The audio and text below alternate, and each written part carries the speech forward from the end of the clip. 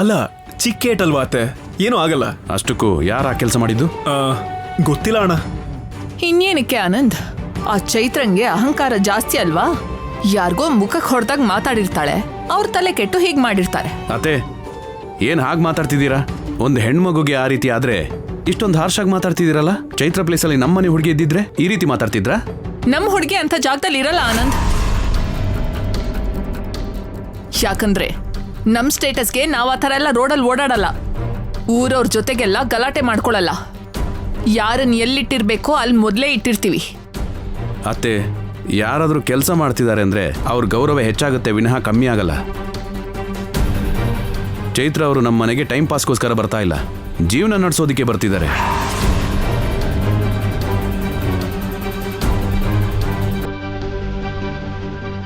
ಒಂದೊಂದು ರೂಪಾಯಿನೂ ಅವ್ರು ಸಂಪಾದನೆ ಮಾಡಿಕೊಂಡು ಗೌರವವಾಗಿ ಬದುಕ್ತಾ ಇದ್ದಾರೆ. ಗೌರವದಿಂದ ಬದುಕೋರ್ನ ಹೀಗೆ ಇನ್ಸಲ್ಟ್ ಮಾಡೋದು ಸರಿಯಲ್ಲ ಅತ್ತೆ. ಅಣ್ಣ, ಅತ್ತೆ ಏನೋ ಕ್ಯಾಶುವಲ್ ಆಗಿ ಹೇಳಿದ್ದಾರೆ. ಬಾಯಿ ಮಾತಿ ಕೂಡ ಹಾಗೆಲ್ಲ ಮಾತಾಡಬಾರ್ದು Viraj.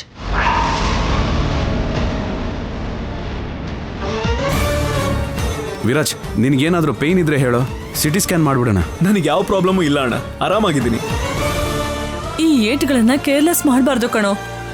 Ma'am, you don't worry, ನನ್ಗೆ ಯಾವ ಥರದ ಪೇಯ್ನೂ ಇಲ್ಲ. ಇನ್ ಕೇಸ್ ಏನಾದರೂ ಪೇಯ್ನ್ ಆದರೆ ಅಣ್ಣ ಹೇಳಿದ ಥರನೇ ಸ್ಕ್ಯಾನ್ ಮಾಡಿಸ್ಕೋತೀನಿ, ಓಕೆನಾ? ಸರಿ ಕಂದ.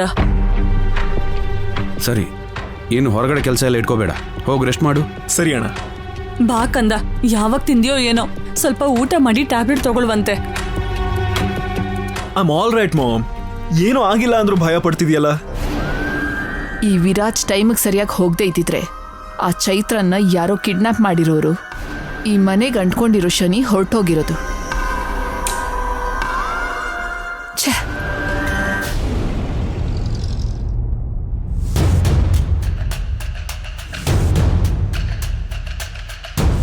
ನೀನ್ ಹಾಗೆ ಅನ್ಕೊಂಡ್ರೆ ನಿಂಗೋಸ್ಕರ ಹುಚ್ಚಂತರ ಅಲ್ದಾಡ್ತಿರೋ ನನ್ನ ಕತೆ ಏನು?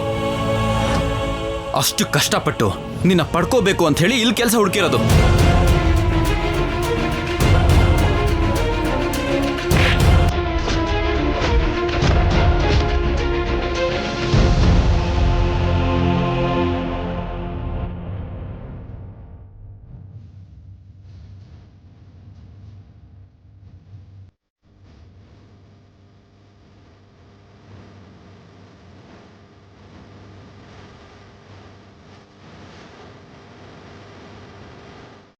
ಏನ್ರಮ್ಮ ಇಲ್ಲಿ ಕೂತಿದ್ದೀರಲ್ಲ?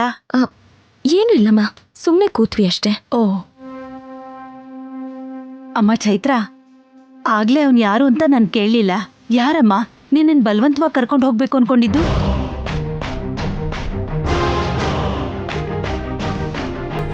ಈ ಏರಿಯಾವ್ನ ಅಥವಾ ಯಾರಾದ್ರೂ ಗೊತ್ತಿರೋವ್ನ?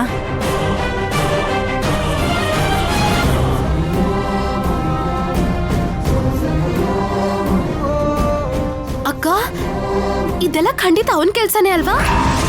ಶ್ರಾವಣ್ ಬಗ್ಗೆ ಹೇಳಿದ್ರೆ ಅಮ್ಮಂಗೆಲ್ಲ ಗೊತ್ತಾಗ್ಬಿಡುತ್ತೆ.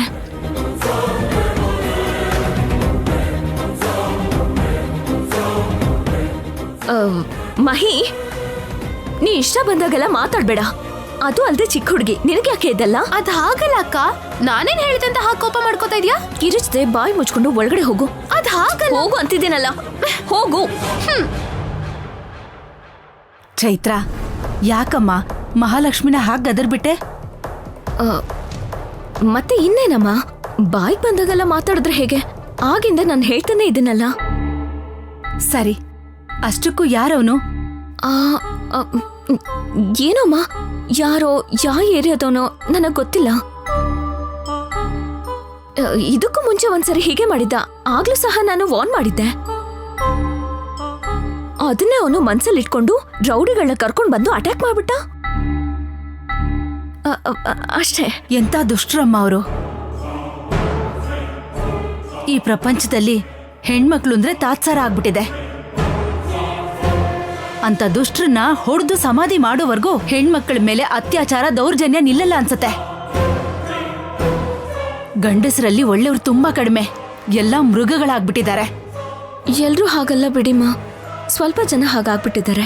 ಚೈತ್ರ, ಅವನು ಮತ್ತೆ ಬರ್ಬೋದೇನೋ. ಯಾವ್ದಕ್ಕೂ ಒಳ್ಳೇದು, ಪೊಲೀಸ್ ಕಂಪ್ಲೇಂಟ್ ಕೊಡೋಣ. ಚಚೆ, ಅದೆಲ್ಲ ಏನು ಬೇಡ ಬಿಡಿಮ್ಮ. ವಿರಾಜ್ ಅವನ್ಗೆ ಸರಿಯಾಗಿ ಬುದ್ಧಿ ಕಲ್ಸಿದ್ದಾರೆ. ಮತ್ತೆ ನನ್ ಸವಾಸಕ್ ಬರಲ್ಲ ಬಿಡಿ. ಸ್ವಲ್ಪ ಹುಷಾರಮ್ಮ, ನಂಬೋಕ್ಕಾಗಲ್ಲ. ದ್ವೇಷ ಇಟ್ಕೊಂಡು ಮತ್ತೆ ಬರ್ಬಹುದೇನೋ.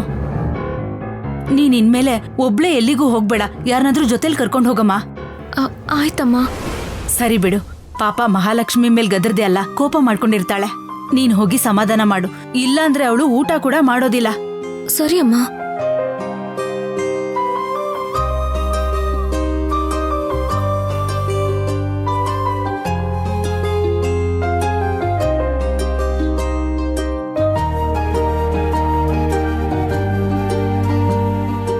ಮಹಿ,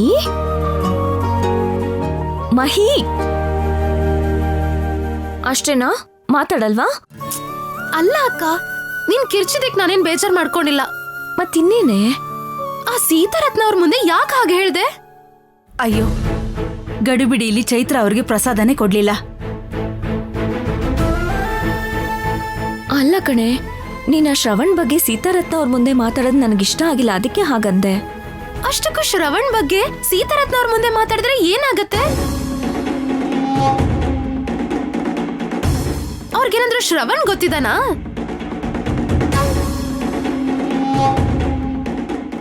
ಶ್ರವಣ್ ಬಗ್ಗೆ ಗೊತ್ತಿಲ್ಲ, ಆದ್ರೆ ಶ್ರವಣ್ ಬಗ್ಗೆ ಹೇಳಿದ್ರೆ ನನ್ ಮದ್ವೆ ನಿಂತೋಯ್ತು ಅನ್ನೋ ವಿಷಯ ಕೂಡ ಹೇಳ್ಬೇಕು. ಅಪ್ಪ ತೀರ್ಕೊಂಡಿದ್ ವಿಷಯದ ಬಗ್ಗೆ ಕೂಡ ಹೇಳ್ಬೇಕು. ಅದೆಲ್ಲ ಯಾಕೆ ಸುಮ್ನೆ ಅಮ್ಮಂಗ್ ಹೇಳೋದು ಅಂತ.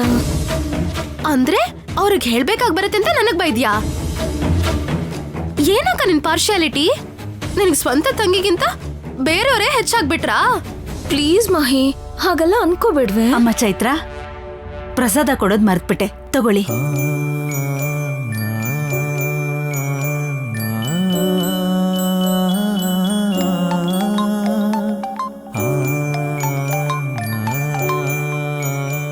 ಆನಂದ್ ಅವ್ರು ಫೋನ್ ಮಾಡ್ತಿದಾರಲ್ಲ. ಹಲೋ ಆನಂದ್ ಅವರೇ.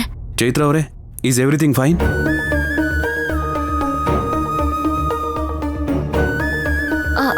ಹಾ, ಎವ್ರಿಥಿಂಗ್ ಇಸ್ ಫೈನ್.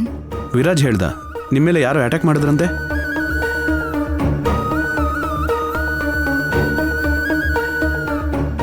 ಹೇಳಿ, ಯಾರವರು? ಆನಂದ್ ಅವರೇ, ನೀವೇನಷ್ಟು ಸೀರಿಯಸ್ ಆಗಿ ತಗೊಳ್ಬೇಡಿ. ಇಶ್ಯೂ ಹೇಗೂ ಸಾಲ್ವ್ ಆಗಿದೆಯಲ್ಲ. ವಿರಾಜ್ ಅವರು ಚೆನ್ನಾಗಿ ಹ್ಯಾಂಡಲ್ ಮಾಡಿದ್ರು. ಅಲ್ಲ ರೀ, ಇಷ್ಟು ದೊಡ್ಡ ವಿಷಯಕ್ಕೆ ಚಿಕ್ಕ ವಿಷಯ ಅಂತಿದ್ದೀರಲ್ಲ, ಯಾರು ಅಂತ ಹೇಳಿ, ನಾನು ನೋಡ್ಕೋತೀನಿ. ಆನಂದ್ ಅವರೇ, ನಾಳೆ ನಿಮ್ಮನ್ನ ಭೇಟಿ ಮಾಡ್ತೀನಲ್ಲ, ಆಗೆಲ್ಲ ಹೇಳ್ತೀನಿ ಬಿಡಿ. ಸರಿ ರೀ, ಹುಷಾರು. ಮತ್ತೆ ನಿಮಗೇನು ಏಟಾಗಿಲ್ಲ ತಾನೆ? ನನಗೇನೂ ಆಗಿಲ್ಲ ಬಿಡಿ. ಸರಿ ರೀ, ಹುಷಾರು. ಗುಡ್ ನೈಟ್ ಆನಂದ್ ಅವರೇ. Good night.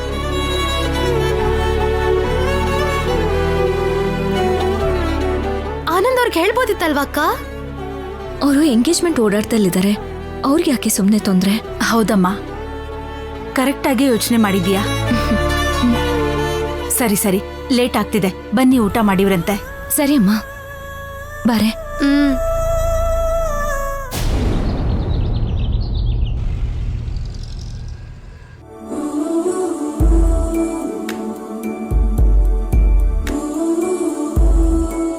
ಏನೇ ಬುಡ್ಡಿ, ಏನ್ ನೋಡ್ತಿದ್ಯಾ? ನಿನ್ನಿಂದ ಆಗಿರೋ ಏಟ್ಗೆ ಪ್ರಯೋಜನ ಇಲ್ಲ, ಕೊನೆ ಪಕ್ಷ ಬ್ರೈನ್ ಆದ್ರೂ ಡ್ಯಾಮೇಜ್ ಆಗ್ಬೇಕಾಗಿತ್ತು ಅಂತ ಯೋಚನೆ ಮಾಡ್ತಿದ್ಯಾ?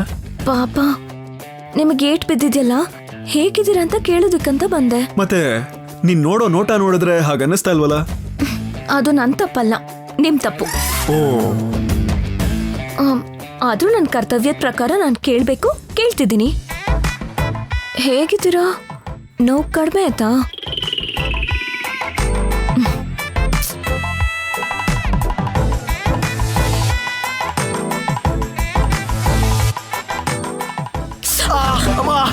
ಬುಡ್ಡಿ, ಏನಾಯ್ತು? ಉರಿತಾ ಇದೆ ನನಗೆ, ಉರಿತಾ ಇದೆ. ಆಯ್ತಿದ್ಯಾ? ಯಾಕೆ ಟಚ್ ಮಾಡಿದೆ? ಅಯ್ಯೋ, ನಾನೇನು ಮಾಡೇ ಇಲ್ವಲ್ಲ. ಆಗ್ತಾ ಇಲ್ಲ. ಜಸ್ಟ್ ನೋಡ್ದೆ ಅಷ್ಟೇ. ನೀನ್ ಬೇಕು ಅಂತಾನೆ ಮಾಡಿದ್ದು. ಪ್ರತಿ ಸಲ ಏನಾದ್ರೂ ಬೇಕು ಅಂತ ಮಾಡ್ತಾನೆ ಇರ್ತೀಯ. ಅಯ್ಯೋ, ನಾನೇನ್ ಮಾಡ್ದೆ? ಇವಳಿಂದ ಏಟಾಗಿರೋ ಜಾಗಕ್ಕೆ ಮತ್ತೆ ಏಟಾಗಿದೆ. ಕೇಳೋರು ಯಾರು ಇಲ್ವಾ ಇಲ್ಲಿ?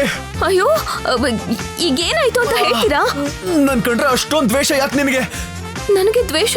ನೀನು ಅಷ್ಟು ಕಷ್ಟಪಟ್ಟು ಕಾಪಾಡಿದೀನಿ ತಾನೆ, ಕೊನೆ ಪಕ್ಷ ಕನ್ಸನ್ ಬೇಡವಾ? ಅಯ್ಯೋ ಏನಾಯ್ತು? ಒಂದ್ ನಿಮಿಷ ನನಗೆ ನೋಡಕ್ ಬಿಡಿ, ಒಂದ್ ನಿಮಿಷ ನೋಡ್ತೀನಿ ರೀ. ಅಯ್ಯೋ ನೋ ವಿರಾಜ್, ಒಂದ್ ನಿಮಿಷ. ತುಂಬಾ ಜಾಸ್ತಿ ಆಯ್ತು. ಯಾಕಂದ್ರೆ ನಾನು ನಿನ್ಗೆ ಚಂದನ ಹಚ್ಬೇಕು. ಇದೆಲ್ಲ ಬೇಕು ಅಂತ ಮಾಡ್ತಿದ್ಯಾ ನೀನು? ಸೋ ನಾನು ಬೇಕು ಅಂತ ಮಾಡಿಲ್ಲ, ಜಸ್ಟ್ ಹೇಗಿದೆ ಅಂತ ನೋಡ್ಬೇಕಂತ ಮುಟ್ದೆ. ಅಯ್ಯೋ ಒಂದ್ ನಿಮಿಷ ಇರು, ನನ್ನ ಹತ್ರ ಚಂದನ ಇದೆಯಾ ಅಂತ ನೋಡ್ತೀನಿರು. ಅದನ್ನ ಹಚ್ಚಿದ್ರೆ ಸ್ವಲ್ಪ ಕಡಿಮೆ ಆಗುತ್ತೆ ಕೂಡ. ಸಿಗ್ತಾ ಇಲ್ಲ. ಪೇನು.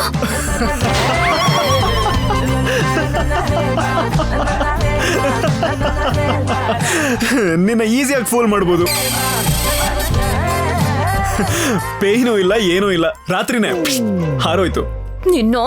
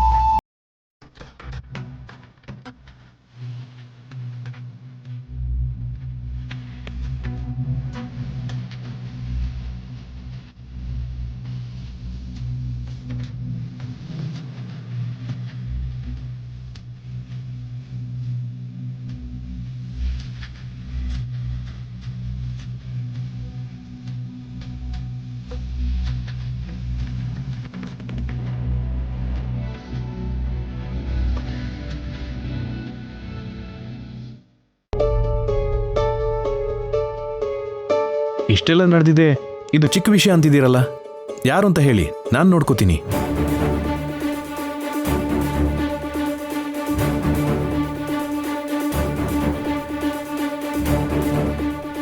ಆನಂದ್ ಅವರೇ, ವರ್ಕಲ್ಲಿದ್ದೀರಾ?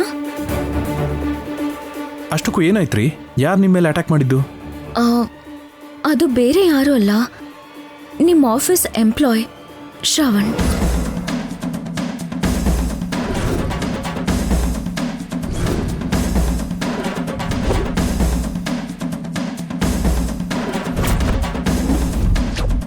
ಶ್ರವಣ? ಅವನು ನಿಮ್ಮನ್ನ ಪ್ರೀತಿ ಮಾಡ್ತಿದ್ದೀನಿ, ಮದುವೆ ಮಾಡ್ಕೋತೀನಿ ಅಂತ ಹೇಳ್ದ? ಅವನು ಹೇಗೆ ಹೀಗೆ? ಸ್ವಲ್ಪ ತಿಂಗಳ ಹಿಂದೆ ಅವನನ್ನ ಪ್ರೀತಿಸ್ತಿದ್ದಾನೆ ಅಂತ ನಮ್ಮ ಅಪ್ಪನ್ನ ಒಪ್ಸಿ ನನ್ನ ಮದ್ವೆ ಮಾಡ್ಕೊಳ್ತೀನಿ ಅಂತ ಅವ್ರ ಮನೆಯವ್ರನ್ನೆಲ್ಲ ಒಪ್ಸಿ ಮದ್ವೆ ಕೂಡ ಏರ್ಪಾಟ್ ಮಾಡ್ದ. ಆದ್ರೆ ಮದ್ವೆ ಮನೆಯವ್ರಿಗೂ ಬಂದ್ಮೇಲೆ ಅವನ ಜೊತೆಲೆ ಅವನ ಪೇರೆಂಟ್ಸ್ ಕೂಡ ನಮ್ಮ ತಾಯಿ ಬಗ್ಗೆ ತಪ್ಪಾಗಿ ಅರ್ಥ ಮಾಡ್ಕೊಂಡು ಮದ್ವೆನ ಮಧ್ಯದಲ್ಲಿ ನಿಲ್ಲಿಸ್ಬಿಟ್ರು.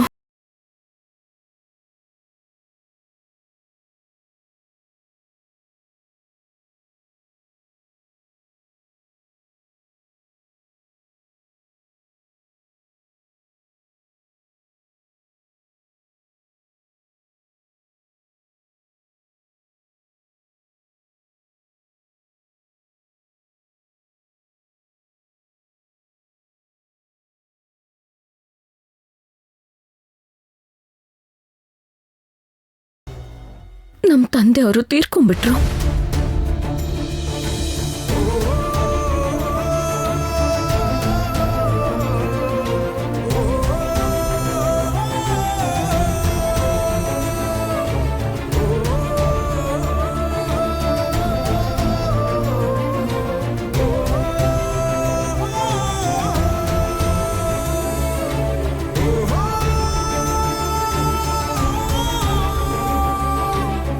ಇಷ್ಟೆಲ್ಲ ನಡೆದ್ಮೇಲೆ ನಾನು ನನ್ನ ತಂಗಿ ಆ ಊರ್ನ ಬಿಟ್ಟು ಈ ಊರಿಗೆ ಬಂದ್ವಿ.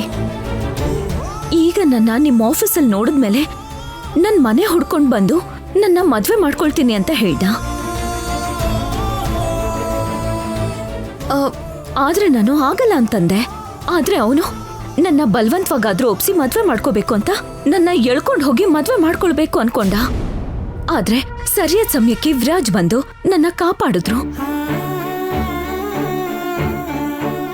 ಅಂದ್ರೆ ಚೈತ್ರ ಅವ್ರಿಗೆ ಶ್ರವಣ್ ಅಂದ್ರೆ ಇಷ್ಟ ಇಲ್ವಾ?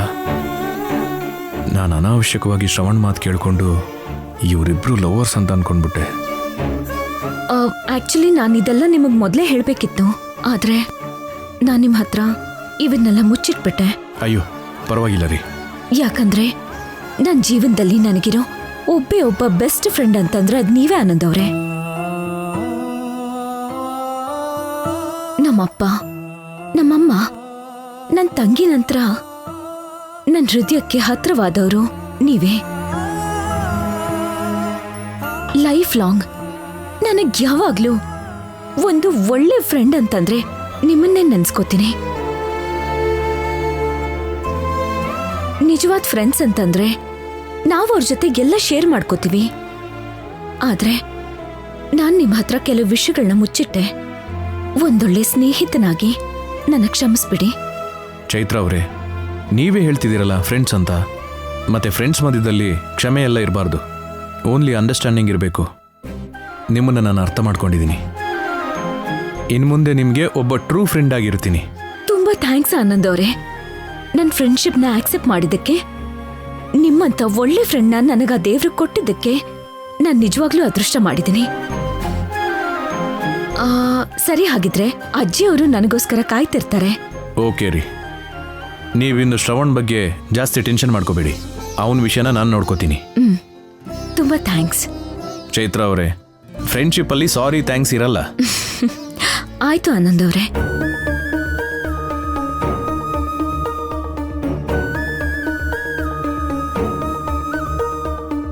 ನಾನು ಚೈತ್ರ ಅವ್ರ ಬಗ್ಗೆ ತುಂಬ ತಪ್ಪಾಗಿ ಅರ್ಥ ಮಾಡ್ಕೊಂಡಿದ್ದೆ.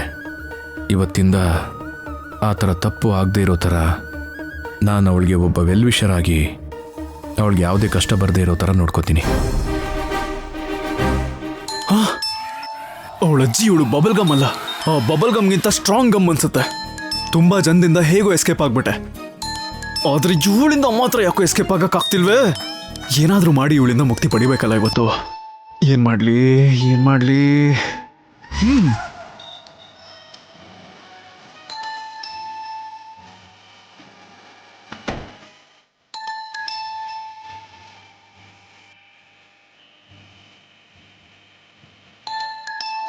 ಬುಡ್ಡಿ, ಓಯ್ ಬುಡ್ಡಿ,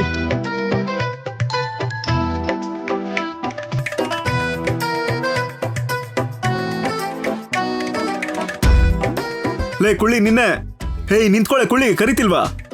ಏ ಬುಡ್ಡಿ, ನಿಂತ್ಕೊ ಅಂದ್ರೆ ನಿಂತ್ಕೊಳಕ್ಕೆ ನಿನ್ಗೆ? ಹಾ, ನನ್ನ ಚೈತ್ರ ಅಂತ ಕೂಗಿದ್ರೇನೆ ರಿಯಾಕ್ಟ್ ಮಾಡೋದು. ಮತ್ತಿಷ್ಟು ದಿನ ಕುಳ್ಳಿ ಅಂದ್ರೆ ರಿಯಾಕ್ಟ್ ಮಾಡ್ತಿದ್ದೆ. ನೀನೇ ಕುಳ್ಳ.